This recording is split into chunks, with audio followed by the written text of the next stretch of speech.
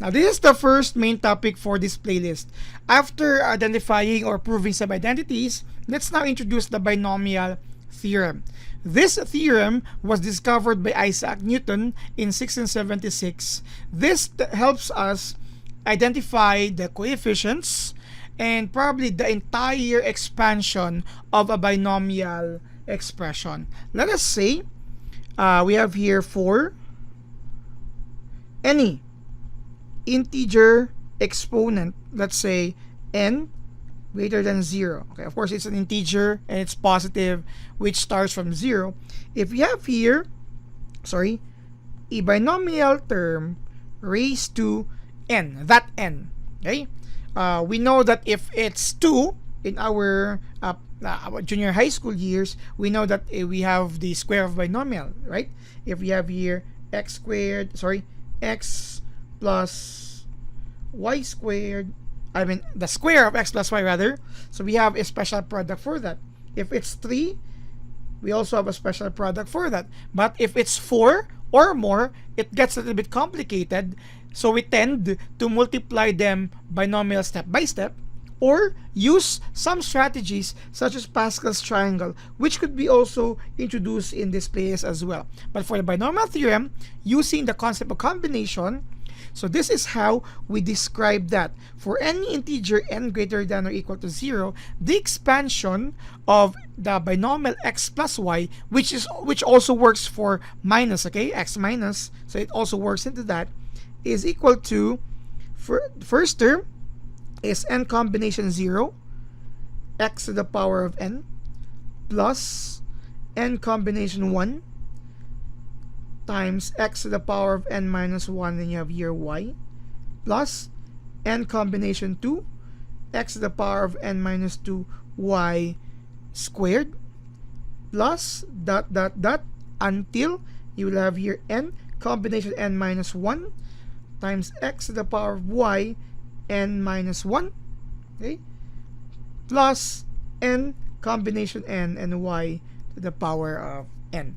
This is how we expand a binomial expression with exponent integer n, a positive integer n specifically, using combinations. As you can see, some important aspects here is that when you look into the combination forms, your r taken from n, which is your exponent, would be increasing until it will reach n. Together with that, our literal coefficients here, by the way, the combination forms would be your numerical coefficients. Together with what happens to the our literal coefficients, or the terms, first is the first term to the power of n, and decreasing in its order of exponent. We know this is 1, and we can write here x to the power of 0, or just equal to 1. Alright? As for the second term, it increases. We don't have y here, or you can have y to the power of 0, 1, 2, n minus 1 until n. So it increases in its form. Again, let me write here some of the explanations to these forms. Okay? So your x, okay, will have to decreasing integral exponent, and for your y, increasing integral exponent. And your combinations would help you with your given coefficients. Okay, so this is the binomial theorem, generally condensed into this form. The summation of your n taken r, as mentioned, r would increase until it reach n. Okay, whatever your r here, it will start with r, starting with 0, as mentioned, until n, until here, times your x to the power of n minus r, y to the power of r. Notice what happens here to the exponent of n. Okay, n minus r, n minus 0 is just equal to n. Next, n minus 1, so you have here 1, so that's why you will have n minus r. N minus 2, that's your 2 here. N minus, you will have here, n minus n minus 1 would be real plus 1, that's why you have your 1 here, that's your r, and you will have your n, x to the power of n minus n, as mentioned, will yield to x to the power of 0. Right?